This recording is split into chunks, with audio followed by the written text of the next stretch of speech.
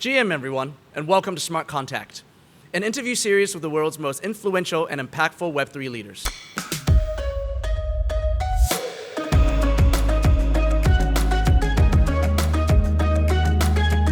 This podcast is produced by Web3 Harbour and is supported by Circle, our 2024 lead sponsor, and by Invest Hong Kong, co-sponsor of the Smart Contact series at Blocktober. Like and subscribe for more Smart Contacts. Welcome to another event in our Smart Contact series hosted by Web3 Harbour. Really want to welcome you all here, and effectively I'm Peter Brewin. I am the digital asset leader for PwC in Hong Kong and also on the advisory board of Web3 Harbour. And I'm really pleased to be here with Matthew White, the Chief Executive of the Virtual Asset Regulatory Authority of Dubai. And Matt, we're going to talk a little bit today about how Dubai became a virtual asset regulatory leader. So as we kick in, I just want to say a really big thank you for joining us today, Matt. And I think we've known each other for a few years, and I think we're sort of being ex-colleagues together, and I think we've been through a lot of the journey of institutionalizing some of the virtual asset world. But I'd actually really think the audience would really like to hear a bit about how you kind of got into the role and how you ended up being a virtual asset regulator. Okay. Well, look, thank you for having me. It's really a pleasure to be here. I don't think there is a typical journey for a regulator from start to finish, but if there was, it wouldn't be mine, I would say. So I left university with a degree in aerospace engineering.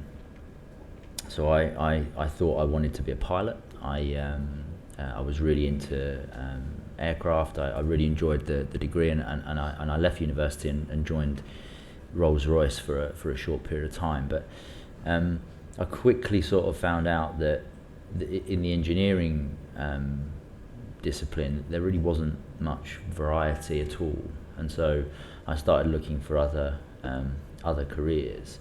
I applied at the time. I was about a year with Rolls-Royce. I applied for two jobs. One was with PwC, and the other was with the Birmingham Metropolitan Police in the UK. That's good practice for being a regulator. And absolutely, obviously, clearly, absolutely no idea of what I wanted to do at that point. And PwC were the first to offer me first ones to offer me a job. So that was the story. And I spent the next 21 years with PwC actually. I initially joined in their financial audit practice. So I did all of my chartered accountants exams and quite a bit of sort of financial audit work at the start, but I was more into the risk side of things. So I moved into the risk department probably after a few years, where I sort of got grounded in technology risk. I moved to the Middle East. I moved to Dubai 14 years ago, and I moved there to sort of set up sort of the equivalent technology risk practice that we had in PwC in the UK, and that kind of grew very, very quickly from sort of maybe one or two disciplines into a sort of multidisciplinary practice, and I ended up 14 years later heading up our Middle East cybersecurity practice, which was fantastic actually, and a really kind of good grounding of sort of broad concepts around sort of risk and security and trust, and I suppose I've described my raison d'etre as being trust as I've gone through my career. What got me into the space was quite interesting. Everyone's got their first crypto moment. Yeah, well, I'll tell you what my first crypto moment is. My first crypto moment was a quote, and I've used it a few times, but it's relevant, and I'll use it again. And I came across this in about 2017. It was by a guy called John Oliver. He's a comedian actually, and he said, "Bitcoin is everything people don't understand about computers, combined with everything they don't understand about money." Which is quite funny, obviously. It's funny for obvious reasons, but it really sort of resonated with me. So what are we talking about here? What is the technology that we're talking about here? Because my business was all about trust, and at the same sort of time, Dubai and the UAE had released their blockchain strategy for the country. My clients were asking me about, what is this technology? How do we use it? So I spent quite a lot of time getting into that and really understanding, to the extent that I could, what this technology was, what the potential was. And that was 2017, 2018. There was a significant market dip in the period between then and when I started working with VARA. And I won't go into too much there, but the market sort of died down a little bit at that point. But then 2.5 years ago, I got involved with VARA. We won a project to support them in building out that regulator, and so I've more or less been involved from day one in that. And then 2.5 years later, or 2 years later, I suppose, the board asked me to be the CEO, and I decided that was a good time for me to take on that role. Yeah, it's a sad time for us, because we do miss having you around. I certainly do, but yeah, I think it was actually kind of similar time. I think we first started out here in Hong Kong. I remember in 2017, 2018, suddenly all these companies were coming and saying, "Oh, we want to do token sales, we want to do all," and we were kind of like, how do we, with that view of like building trust and things like that. So well, actually, the ideas were great, but the kind of the actual practicalities of doing it and being in a responsible way were just actually fascinating to me. I think it's like how we actually went on that journey to kind of like make sure that you could do the things you wanted to do, but in the confines of like good governance and within the existing kind of legal frameworks that existed. And I just think it's like one of those fascinating areas where like we've got so much pavement that's been built now in terms of guidance and but back then there was like nothing. So it was always really interesting. So you're in Hong Kong now, and sort of at Web3 Harbour, we are very much around focused on like building out the Web3 community in Hong Kong, and really trying to sort of advocate for kind of Hong Kong being a leading centre in the digital asset space. But you've been in Hong Kong a few times before, but tell us a bit about your experience in Hong Kong. It's a busy week in Hong Kong this week with Blocktober going on. What have been your observations coming from another hot place, but maybe not quite as hot, well, hotter than here. But I was pleasantly surprised by the weather, actually. It's a little bit cooler than it is in Dubai, so I think when I go back to Dubai, we'll be in perfect weather time. I've really enjoyed myself here, actually. I haven't been to Hong Kong since about the time that I was talking about then, when I first got into blockchain and virtual assets. I've had, there's this rich conversation and this debate that has been, really cool over the last couple of days at the FinTech Week, and I think Dubai and Hong Kong are really similar in this ambition and this kind of vibrance that they embody, not just around virtual assets, but as cities and as places to be, places to build businesses. I'm gonna talk about another quote, actually. I like someone has always said it better than me, so I always try and pick good quotes, and I think this embodies both Dubai and Singapore. Sorry, not Singapore, but Hong Kong, of course. And it was by His Highness Sheikh Mohammed. And he talked about Dubai in the following way. He said, most people talk, we do things. They plan, we achieve. They hesitate, we move ahead. And actually, I think that embodies both Dubai and Hong Kong. I really do. And I think I've seen that again, 8 years down the line or whatever since I've been here. That ambition and that vibrance. So I've really enjoyed myself. I keep getting lost in the malls. It's three dimensions. Yeah, you have to go up and down as well as sideways. So you can get anywhere in the malls in air conditioning, but I keep coming out in different places and ending up just getting on the street and looking at Google Maps and figuring out where I'm going. Sorry to interrupt the video, but I want to tell you about our 2024 Smart Contact lead sponsor, Circle. What is Circle? At Circle, we're building a digital dollar that brings the power of the internet to money. Circle's the place where crypto meets stability, where local businesses meet global customers, and the US dollar meets USDC. Meet Circle. We also want to thank our Smart Contact at Blocktober sponsor, Invest Hong Kong.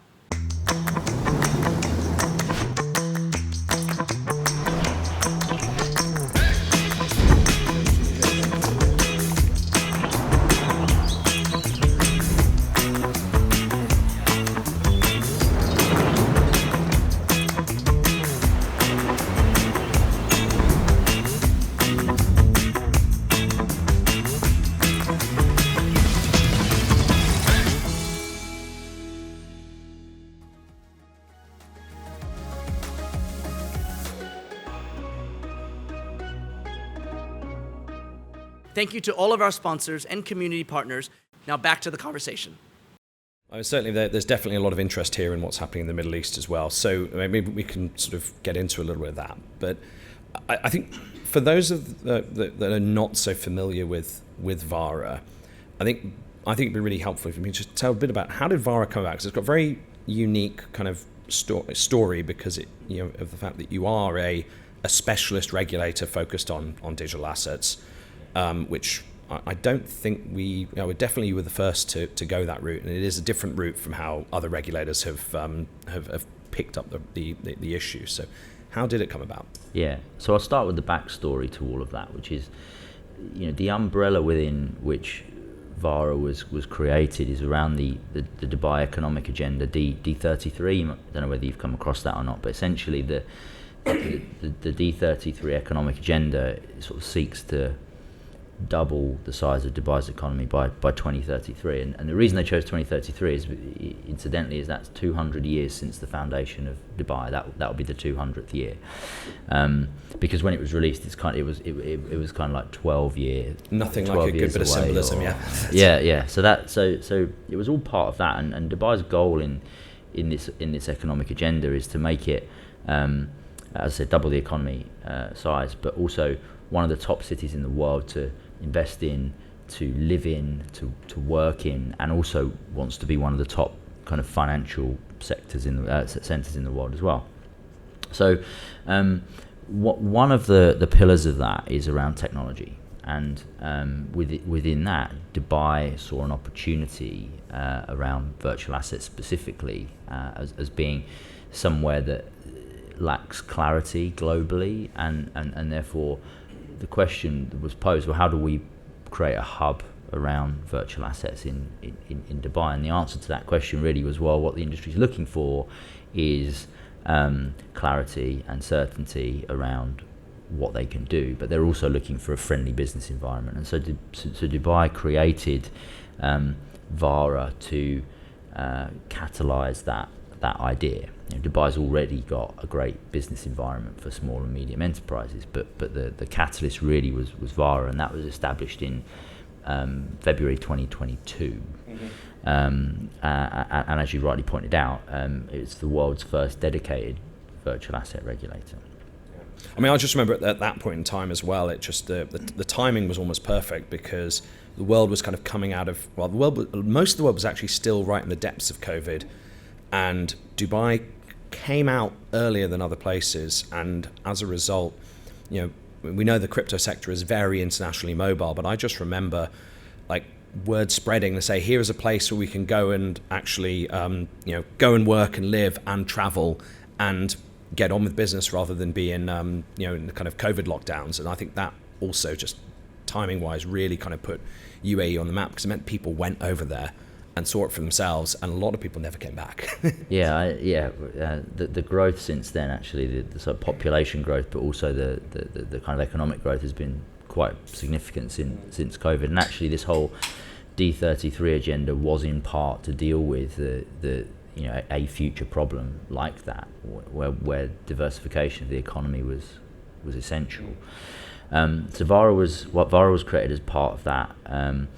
I often get asked, why create a niche regulator for this? And I think it's just really about first principles thinking. I think it was clear that this is a very, very nascent industry where regulation is concerned, and therefore there are benefits in allowing that regulatory framework to sort of evolve incrementally rather than being burdened by existing regulations. Because I think the IOSCO same activity, same risk, same regulation, which I think definitely what we hear a lot from the regulators in Hong Kong is very much sort of from that traditional point of view. Yeah, and the philosophy in VARA has always been, there's a few things, right? So we created a principles-based, activity-based framework. Principles-based because we didn't want to be too prescriptive on exactly how the VASPs need to comply, and give a little bit of flexibility in that, but also an opportunity for us to hear what good practice business models are like, and the opportunity for them to make sure their risk changes so quickly as well in the sector as well. That's the other component to it. And that's also why we went down the activity-based route. We decided that we weren't going to regulate product. So I think some other jurisdictions are looking at, what do we do with, I don't know, NFTs or utility tokens or security tokens. And it was an area that we just thought, again, is going to change too much and too quickly, and therefore we'll focus on activities like, are you an exchange, are you a broker, are you a custodian, as opposed to that. And I think the third kind of pillar to it all was just being tech agnostic as well. So we're not going to try and regulate technology, the actual technology platforms themselves. Again, we'll come back to the activity. And so we created this very dynamic, flexible framework around international standards. Don't get me wrong, there's some international baselines that are particularly around compliance and governance that non-negotiables, and I spoke about this yesterday or day before yesterday at FinTech Week. But also just this idea that we can be flexible and innovative depending on the specifics of the business model and whether that risk can or cannot be managed. So we created that framework, and that was 2.5 years ago now. And in that time, we've had an MVP program, and that MVP program was designed for us to be able to learn from the market in a very, very early stage. And that was really valuable. Actually, we had one or two players that were operating under those conditions, and kind of learning what works and what doesn't work under sort of a very limited, restricted and safe environment was really, really powerful. We then built the full framework, which is now in place. That was about a year ago, and we've seen a huge amount of interest in people coming over to Dubai to be regulated under that framework. And I think we're now at about 20 plus licensed entities. We've got several hundred in the pipeline, and it's becoming clear that our approach of clarity and transparency and engagement is popular, and we're getting some good feedback from the industry on that. Yeah, I know.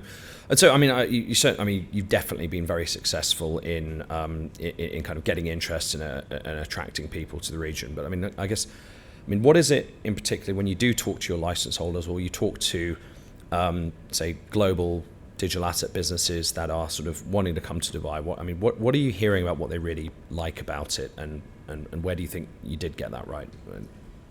Yeah, well, I think you've got to start with the overall business environment in Dubai and the UAE, and all credit needs to go to the leadership for establishing that, and under the D33 agenda. And what that's meant is it's easy to set up your business. There's something called the Dubai Unified License. I don't know whether you've come across this now. It's a unified commercial license that means you can operate across the different entities, the different free zones within Dubai very, very seamlessly. You've got access to infrastructure. It's a very, very connected city. You've got all of these kind of benefits of some great airlines. Some great airlines, and also geographically, it's a good geographical location for two main reasons. One is you've got access to these nearby huge markets that have very, very good trade relations with the UAE and with Dubai.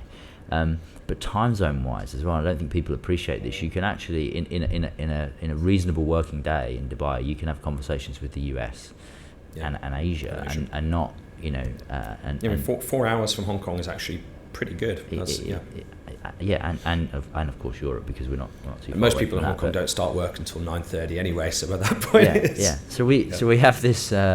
We have this super geographic positioning as well. So the general business environment in Dubai and the UAE is fantastic. So that's the starting point. But then when you layer on top of that the catalyst that's VARA, and I'll come back to a couple of the things that I said earlier. One is this clarity. I think the feedback that we've got from the industry so far is the framework is very clear. Don't get me wrong, we will work on evolutions to that framework over time, but I think the baseline framework is very, very clear.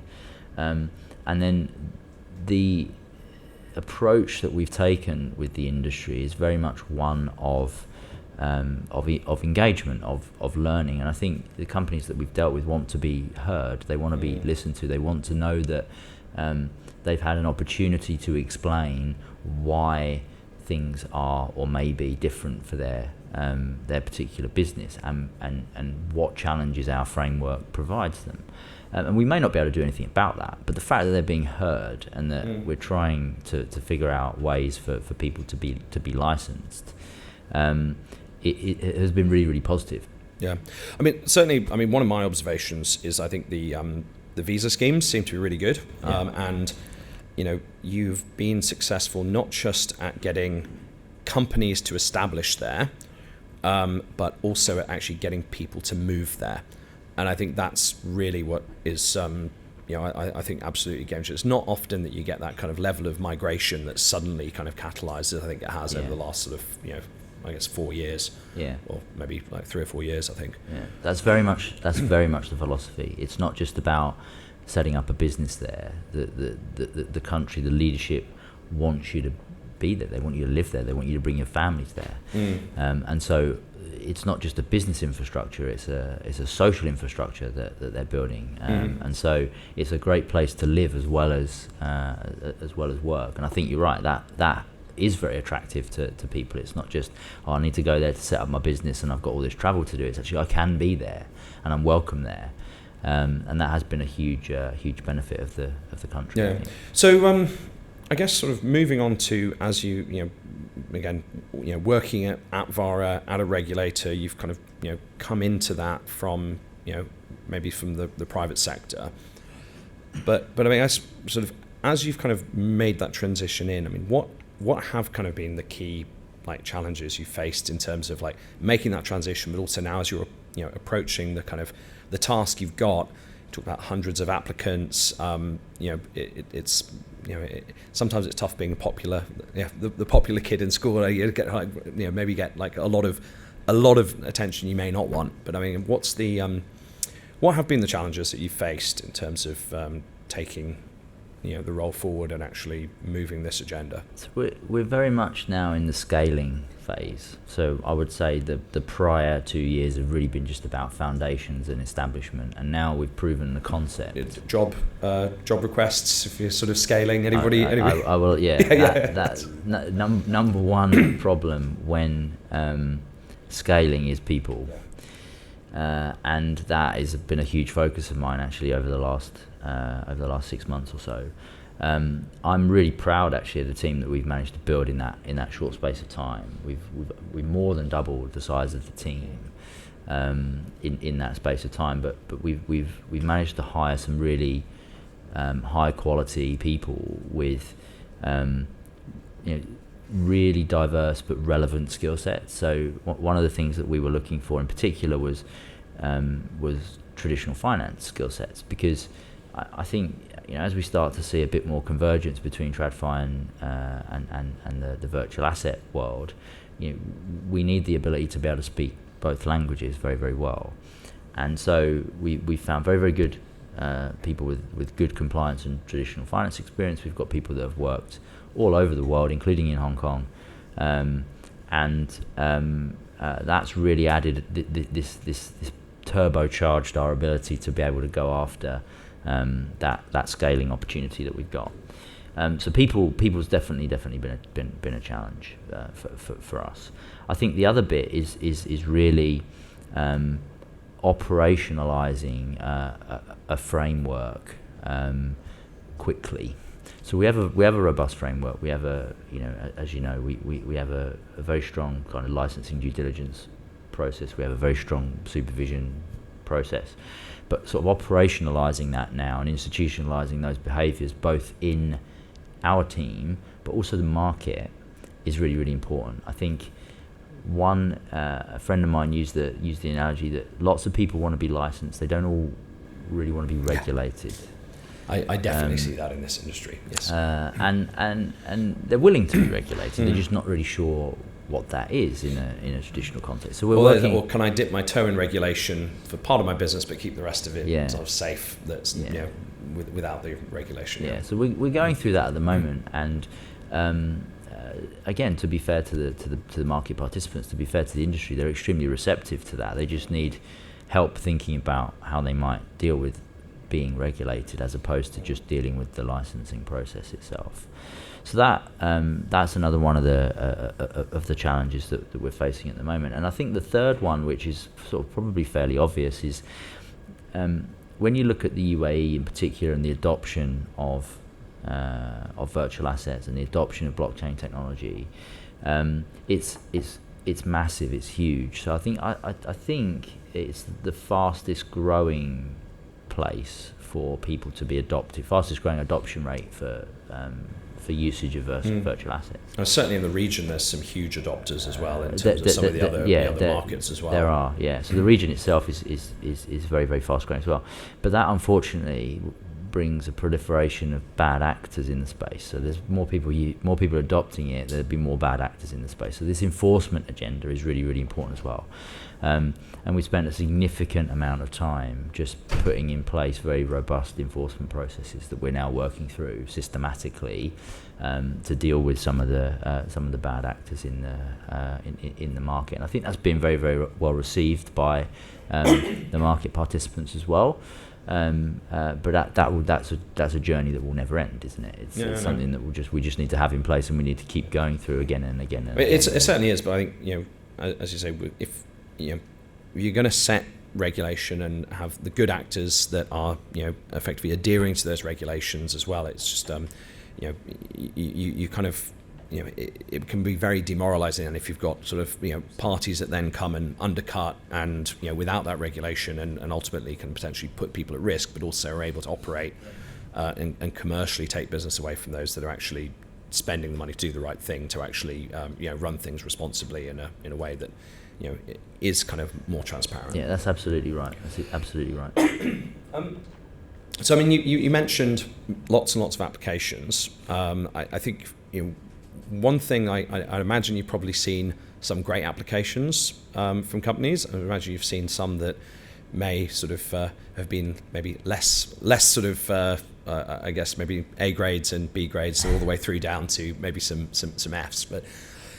But what are for those listening, what are the sorts of things that kind of really like make a good application? Because it is actually on the it's not for the regulators to say how it's for the applicants to work out how they're going to run their business and how they're going to build out that application. But what are the things that you look for? Yeah, one of the things that we have struggled with is quality and consistency of applications, right? And as you can imagine, the lower the quality, the lower the consistency, the longer that application takes to process. And we probably spend a disproportionate amount of time dealing with that at the moment. I don't think it's that complicated. I think that, the regulations are clear, the requests for information are clear, and I think it's really just about spending some quality time thinking about exactly what those regulations are and exactly what your business model is. So a couple of the areas where we see the sort of the biggest weaknesses, if you like, one is the regulatory business plan itself, which is fundamental to our evaluation of a license application. Some of the business models that are coming through are just not that well thought through. So what we want to see is real clarity around who your customers are, what your revenue streams are, what does your business look like in 3 to 5 years, what are the regulatory dimensions of that plan, and those documents need to be quite comprehensive, and so that is a really significant area of focus, I think, for people that are applying. The other one is obviously compliance. So the risk assessment around things like AML and KYC and other compliance activities is super important. And again, there is a really clear standard for that. It's set by our federal government, and it should not be too difficult to be able to understand and put together a set of documentation that reflects that and gives us comfort over the compliance processes that are in place. More often than not, it's those two areas of the application that require the most the most work. And I think if people put the time and the effort into those components, and lots of people use consultants as well, that will help, greatly help the quality of the applications that we get, and in theory speed up the licensing process depending on some of the other factors that are involved. Yeah, I mean, I guess it's presumably it helps you not just actually get the license in the end, but also the speed at which you're able to then process it. If everything's already there and you've made the licensing team's job easy by covering off all the questions in advance, then presumably it's a lot faster to get through. It'll make the dialogue more straightforward, for sure. Yeah. Focus on the questions which really are unique to your business to help understand it, rather than just not getting the basics right. Moving on to sort of other areas of regulation, because I think certainly my experience of working in the sector, I think the first thing that when everyone sort of talked about regulation, back in the early days of digital asset, really all everyone actually was talking about was KYC, AML, counter-terrorist financing. And I think a lot of the regulatory noise around the sector has really focused on exactly that. And there's sort of the FATF were some of the first people to really get involved with actually building out frameworks, and it's clearly a very, very important part of the overall kind of development of regulations in the sector. And I think certainly in Hong Kong as well, we hear a lot about the consumer protection aspects of regulation, which is also really, really important. And I think particularly in the sort of coming out of some of the kind of things like FTX blow up, and we've had some of our own kind of experiences in Hong Kong with the JPEG scandal and things like that. So consumer protection is like pretty high up on the agenda. But I think I particularly noticed that there's one thing which hasn't really kind of come up much, and actually quite recently we sort of started to see some regulatory actions really around the sort of the market manipulation side of things, and because it is sort of, it's been a known issue that a lot of the offshore platforms have a lot of potentially quite unscrupulous trading activities. So I saw the some regulators actually had some actions against some of the kind of the market making firms, or whether the market makers, trading firms in the space. I'm interested. So what's your take on how do you deal with that issue? Because it's a wider, the markets are global, but then you've got local players, but then local players also could potentially be victims of that. So how do you approach that as a regulator? Yeah, it is becoming a globally kind of hot topic, I think, in where regulation is concerned at the moment. I suppose two bits to this really. One is the licensing and supervision requirements themselves. So one of the fundamental tenets of our regulatory framework is the prevention of market abuse. I wouldn't say that it's overlooked, but I do think that there's a lot more kind of focus and attention globally on financial crime, but market abuse is a fundamental part of the framework. And I think if you get the licensing requirements right, so KYC is a good example of that. If you legitimately know your customers and you know who they are, then the likelihood of them So transparency often the best form of disinfectant, right? Or sunlight, I think was the quote. Right? Yeah, absolutely. And then the other bit of that is, well, we insist on our VASPs having very sophisticated market surveillance technology that we will supervise. So we will look at that from a licensing perspective, and we'll also look at their activities in that area as we go on through the supervision process as well. So that's the first part of it. That's the kind of regulatory part of it from a licensing supervision perspective. But then one of the things that we're doing as well is we're kind of enhancing our technology analytics capability. We call it digital assurance, and looking not just at financial crime related data, but also kind of trade surveillance data, and looking at how we build our own analytics to look at the market as a whole. And one of the reasons that we're doing that is if we end up with if we end up with, and I hope we do, a significant volumes going through Dubai and the UAE, then we have to have this analytics capability to be able to look at market trends and what's going on from a market manipulation perspective. So we're looking at it from two angles, but I think the first one is really just getting the regulations right and making sure that the players that are coming in, and I'm happy to say they are, have pretty sophisticated market manipulation technologies. Because often it's not. I mean, maybe the trading venue could be in your jurisdiction, but then the potential bad actors could just be customers in another jurisdiction. It's quite difficult to kind of maybe police that, because I think so often the again the sort of the manipulation could be between your exchange and somebody else, exchange a completely different part of the world, because often it's the same. So it's quite a difficult kind of international problem, I think. It is, and I think that's why we're looking at quite carefully at our international cooperation as well, and really keen to make sure that we've got the right cross-border channels for communication where we can share information and we can look at these problems sort of bilaterally or multilaterally if we need to, and that is an evolution that needs to happen, I think, in the industry for sure. But I think at the same time, though, I mean, the way in which the sheer way in which blockchain technology is built, and the fact that actually there is transparency, does mean that actually in a way that transparency of transactions should be the regulator's friend. And actually should help with proactively kind of addressing a lot of these issues, because in ways that regulators probably haven't been able to do before either. So I actually think there's a huge opportunity for regulators to actually build new frameworks which could then roll into other markets from this sector, given the opportunities for doing that using AI, using data. So I think really quite. Sure, I agree. I agree.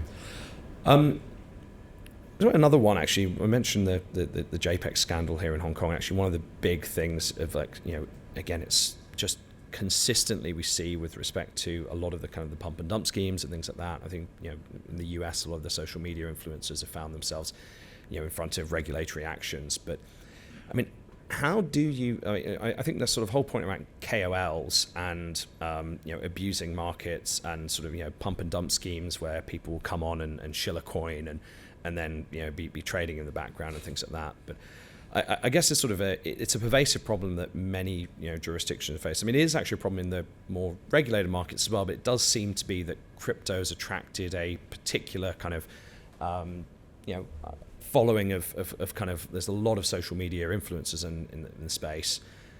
I mean, how do you sort of see that as a challenge from a regulatory point of view, and how do you sort of seek to kind of cover that? Because again, it's got a lot of the same attributes of sometimes these people are not in your jurisdiction, they could be anywhere in the world. Look, it's a complicated issue, isn't it? I think you alluded to some of it in what you just said. So it's not really just a crypto issue.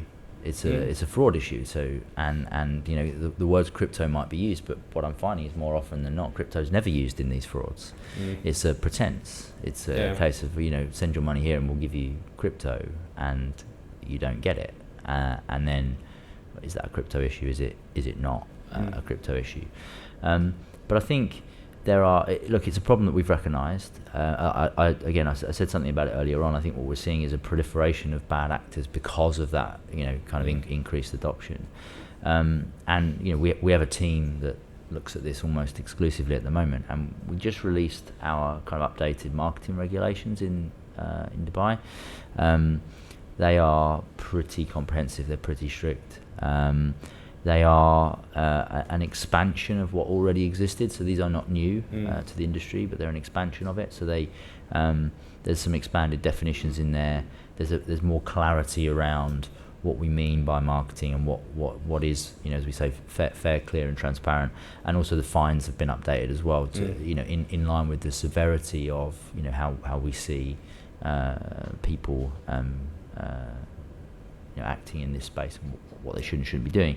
And we take a very simple approach, right? We believe that we need to ensure that promotions and people are not misled by promotions that sort of overstate benefits and understate risks. It's very, very simple. But those marketing regs are the sort of cornerstone of that. That's what that's the regs, the rules, the laws by which people need to abide. But what we've also done, which is equally as important, is help people understand what is okay. So there'll be a lot of people operating in the space that are operating with good faith. They're not, not everybody is a fraudster or a scammer.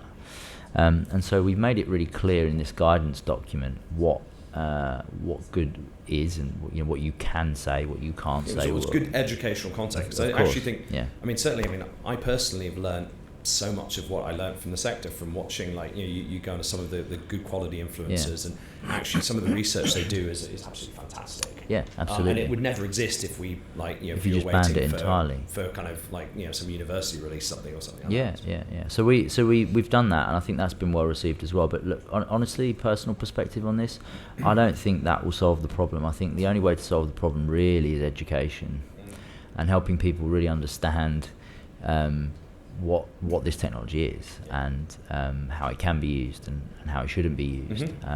And we are working with local institutions to sort of champion some of that content at the moment. So that's one of our key kind of pillars is to help.